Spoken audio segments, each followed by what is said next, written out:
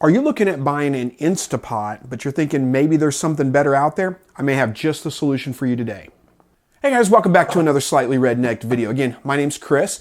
Generally, I'm helping you to produce your own meat, eggs, and vegetables from your backyard, your balcony, your deck, your garage, or heck, even a spare room in your house, if that's the way you want to do it. But today we're in the kitchen, and I want to show off one of my favorite kitchen tools here. I believe this is better than an Instapot. Let me just start off by saying it's very similar to an Instapot. This is an electric pressure cooker. This is a charred electric pressure cooker. And it has a lot of the same functionality that an Instapot does, in that it cooks, it sautés, it does all the things that an Instapot does. It's probably not quite as user-friendly. It doesn't have preset buttons on it for different types of food or anything like that. You have to actually set the time yourself, but this doubles and does a little bit more. It can be used as a canner. Now, before I get into all of that, I will say that the National Center for Food Preservation, I think is what it's called. I can't remember the name of it exactly, but they do not approve electric pressure cookers for canning. They haven't done tests on them, and they say that they're not proven to be safe yet. One of the main things that they quote is that when a pressure cooker, like a stovetop pressure cooker that you would normally can things in, the way that it works is it has to vent for a while to build up steam and pressure inside just the right temperature.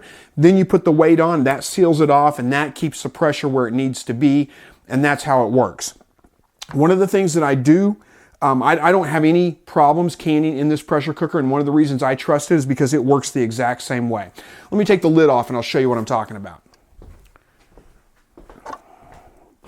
All right, so this is the lid for the pressure cooker, and you can see it's got warnings and labels and all that kind of stuff down here. Let me get down where I'm in camera, there we go. And it's got this little knob here, and I've got the one for high altitude because I'm just a little bit above the low altitude point. I'm like 1,004 feet, and I think you're supposed to use it at above 1,000 feet. So anyway, this pressure gauge right here has an exhaust feature. So when you first turn it on to pressure can with, you set the temperature or the pressure the way you want it, high or low pressure. You turn the canner on, and it builds up pressure for a little while, and it vents out through here. Now, after it's done, it beeps and lets you know that it's done building up the pressure. It's done venting. It takes about as long as what you would vent a normal pressure cooker on your pressure canner, I should say, on your stovetop, 10, 15 minutes, whatever that is. And then you move it to the airtight function, and that's what starts the pressure canning feature. You push the button on the pressure cooker, and it just starts at that point. Now you may wonder, I mean, it takes just about as much time almost to pressure cook, or to pressure can, I should say, in this canner as it does a stovetop canner. You may wonder why I like it better, because I don't have to babysit it. When I'm working with my stovetop pressure canner, I have to kind of keep an eye on it, make sure that weight jiggles at just the right amount. And if you need help with a standard pressure cooker, I've got a video I'll link right up here that shows you exactly how to use a standard stovetop pressure canner, even on glass top stoves like what I've got right here. But this one, I don't have to babysit. I don't have to watch over it. I set it. It beeps when it's ready to turn to airtight. I come in, turn it to airtight. I walk away, and it beeps when it's done. Shuts itself off, exhausts itself. I could go to bed if I wanted to and leave this thing running. It's going to shut off at the time. It's going to exhaust at the time, and then I just open it up and get my canned goods out. And it holds a fairly decent amount of jars. I can't remember. I think it holds like 6 quart jars. That's what I like about this one. There are some other electric pressure canners out on the market that are probably perfectly good. Most of them won't hold whole pint jars or quart jars. They only hold the smaller jars. So I do like this one a little bit better for that reason. But today I'm not canning. Today I'm actually cooking, and I thought I'd just do a little bit of a demonstration of how this works. If you're familiar with an Instapot, it's going to be very, very similar to the way the Instapot works. So first thing I need to do is get my lid back on there, because it's going to be hard to do whenever I have this thing hot and going. Okay, I've got the pressure cooker plugged in, and today what I'm going to be making is pulled pork in the pressure cooker. Love using a pressure cooker. It's so much faster, and it does such a great job. It'll taste like it's been slow cooked most of the day, like you would do in a crock pot or any other kind of, like in your oven, braising, whatever. But you can get it done in, this is going to take about half an hour, 45 minutes probably to get done. So it's pretty convenient. But while I'm getting this thing ready to go, first thing I need to do is to brown sear the roast itself. I'm using a sirloin roast here because that's what they had. You could use pork shoulder, you could use pork butt, you could even use thick cut pork chops, whatever you wanted to use in here would be fine. But I've got to get this thing going. for sauteing, or for searing the meat. So I'm going to push the button that says brown, and that is for that, and I'm going to press start. And this thing's going to start warming up. It's going to beep whenever it's hot enough for me to start. And while that's working on that, let me just show you a couple things that come with this pressure cooker. It does have a nice little jar rack that you can set on the bottom, or a steaming rack if you want to do some steaming of vegetables and some of those kinds of things. So that's pretty convenient, nice to have. I won't need those for today, so I'm going to set those to the side. And it comes with the instruction book, of course, which is pretty standard instruction book. Tells you how to use it, tells you the instructions for everything that you need to do with it. It's also got a couple of pages of recipes in the back, and some canning tips and some food preservation safety guidelines in the back. And it is, let's see, what else? Oh yeah, like I said, a couple of pages of recipes. There's about, I don't know, 1, 2, 3, 4, 5, 6 recipes in here. One for making chicken stock. This is great for making stock. You can do it super fast. I do actually prefer making stock, like chicken stock, turkey stock, any of those kinds of things, on the stovetop, letting it cook all night long and cooking it down. You get a little bit more concentration out of it. But if you're looking for a quick chicken stock, throw it in here, set the pressure cooker, and it makes a pretty good chicken stock. You won't get something quite as dark as what I'm using today, but you will get a pretty good chicken stock out of it. And the great thing about it is, once it's done making the stock, strain it all off, skim your fat off of it, and then you can go ahead and pour it into jars and can it right here in this pressure cooker, pressure canner right here. It's got a recipe for, let's see, beef chili, chicken and dumplings, baked ziti, barbecued ribs, and pressure canning. One other thing I will mention about this is that it does have a slow cook feature, so you could use this like you would a traditional crock pot and slow cook in it if you wanted to. So let's get to the recipe that we're going to be making today. Okay, again, I'm making pulled pork. So I've got my pork roast right here. I've got an onion, I would say a small, this is probably more like a medium onion, just kind of roughly sliced up.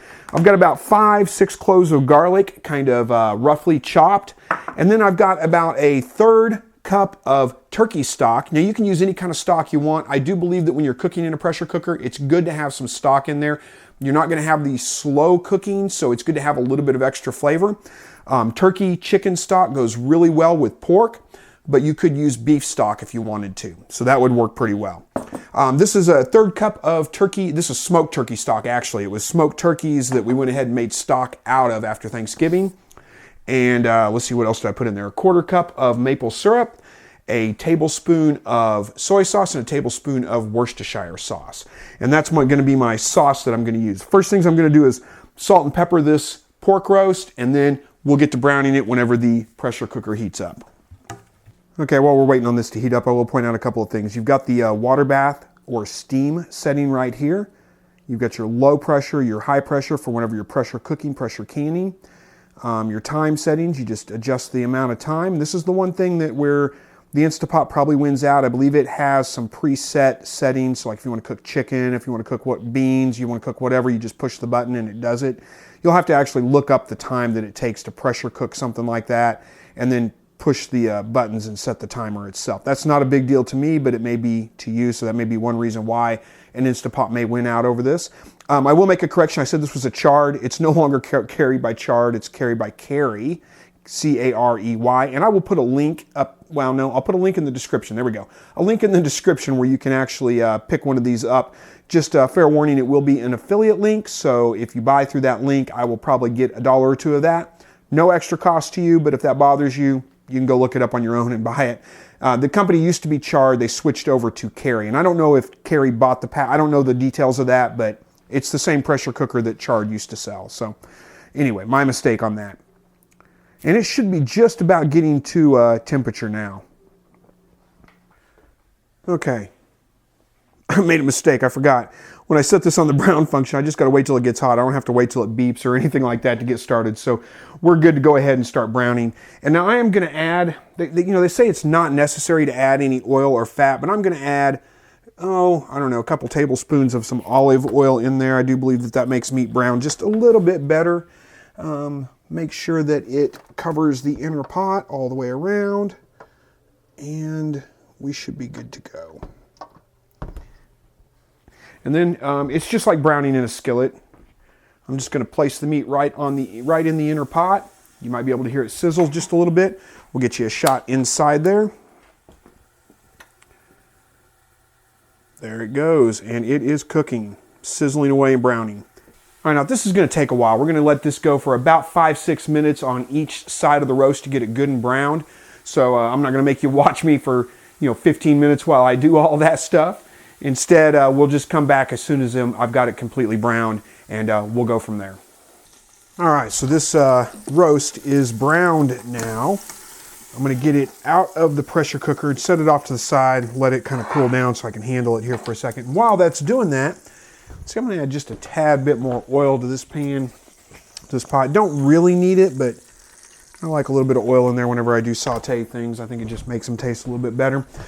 So now we're going to just dump the onions in. I'm going to stir these around just a little bit here.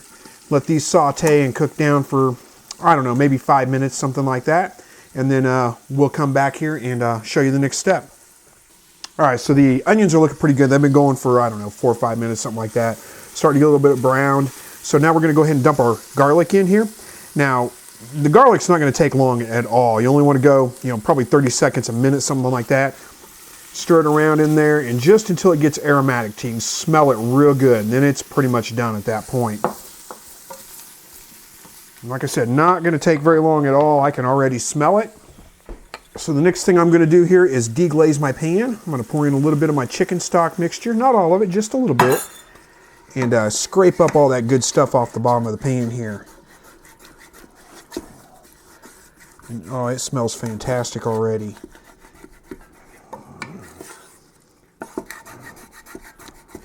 Make sure I get all those little bits and pieces up.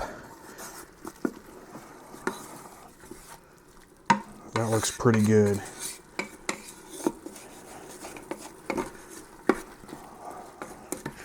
All right, I'm going to stop the pressure cooker going because I need to get everything else added back to it, and then we're going to actually be pressure cooking. So I'm going to add the rest of my stock mixture to that. And then while the onions were cooking, I went ahead and chopped up, cut the pork roast up into some big chunks, about 2-inch chunks, something like that. It's all going in the back in the pressure canner with the onions, the garlic, my chicken stock mixture, all of that. Now I did leave the fat on the roast because it adds so much flavor to it. But what that means is that whenever I get done here, I'm going to be using this sauce for the pork itself, and I'm going to have to strain the fat off of that. If you don't want to have to deal with that, cut the fat cap off of your pork roast, and that'll help. All right, I did figure out I could actually stretch the cord far enough to get this pressure cooker out here a little bit, get a little better shot of it. So to cook this, I'm just going to close the lid here. I got to remember which way to turn it. There we go. It is locked now. I'm going to hit the pressure cook button here. I'm going to add my time. Oh, I want to make sure it's high pressure. I'm going to add my time, and I'm going to go for, whoops, too far, 30 minutes of cook time on this. There we go. And I'm going to press start. And that's all there is to getting this started with pressure cooking. Make sure that the valve is set to airtight when I'm pressure cooking. If I'm pressure canning, I'll set it to the exhaust feature. But for pressure cooking, I want to set it to airtight. This is going to spin until it gets up to pressure inside, and then it will just automatically start cooking. It'll start counting down. It'll beep a couple times, and then it'll start counting down. And when it's completely done, it'll beep at me. And we'll come back whenever we get to that point right there. And there it goes. It automatically kicks over to 30 minutes of time. It's going to start counting that down. I can go sit down, watch TV, do whatever I want. Actually, I'm going to clean up the dishes that I've already dirtied. And then when it hits the bottom of that countdown, it's done. It's going to go ahead and shut itself off and beep and let me know that it's finished. And we'll come back and finish this video out at that point. All right, it just beeped shutting the pressure canner off, or the pressure cooker off. So I'm going to give it, I don't know, 10 minutes or so to probably vent out just a little bit more, and then I'll flip the top over to exhaust, let it finish venting, and open it up, and we'll come back and show you that step. All right, so the pressure's pretty much off this now. I've got to go ahead and exhaust it the rest of the way out. I don't want to just open this up, so I'm going to move the handle to the exhaust setting and let it just steam out. You want to keep your hands away from that. That's going to be hot steam coming up off there. All right, and Once it is completely done, steaming, whistling, all that good stuff, you can go ahead and open it up. Now be careful when you open this up. It's going to be incredibly hot. It's going to still put out some steam. So we're just going to turn the lid, make sure I'm turning it the right way. There we go. Turn the lid this way. And then open it up carefully. It's best to stand behind it when you do because a lot of steam is going to escape. And it is finished. So what I'm going to do now is take all the pork out of the cooker, put it in this little dish here on the side, and it's fall apart tender. It's just perfect. Okay, so I've strained that juice off now, and you can see there's a little layer of fat on there. So I'm going to go ahead and skim that off and get that off of there. Let me go do that at the sink where it's a little bit easier to do. Okay, I did not get every last bit of fat off of there, but that's going to be fine. It's not going to hurt it. And now I'm going to mix up a slurry here to go ahead and thicken this just a little bit. So I'm going to be using just a couple tablespoons of cornstarch and a couple tablespoons of water. Mix that together in a separate glass. Make sure it's cold water. And I'll just pour a little bit in, mix it in until I get it as thick as I want it. And to thicken it, I'm just going to, hopefully you can see this on camera. Let me move this back a little bit. Kind of cramped in this kitchen here.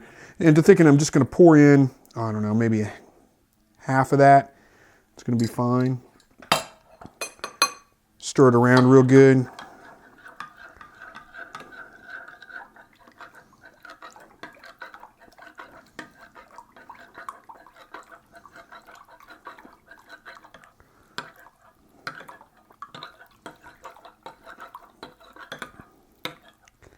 I think that'll do just fine. Let that set for just a minute here while I get my pork shredded up. Just going to take a couple of forks here and let's get some things out of the way and just shred this pork up so it's easier to work with. Okay, so I've got the pork all shredded up here now, and I'm just going to pour the sauce that I took out, thickened up a little bit, pour it over the top of that. Yeah, it looks pretty good. Now you could just go ahead and serve it up just like this right here, but I've kicked my oven on 450 degrees, and I'm going to throw it in the oven for about 10 minutes to go ahead and just kind of caramelize this out just a little bit. Stir that around just a little so it gets evenly dispersed. And then it will be ready to serve.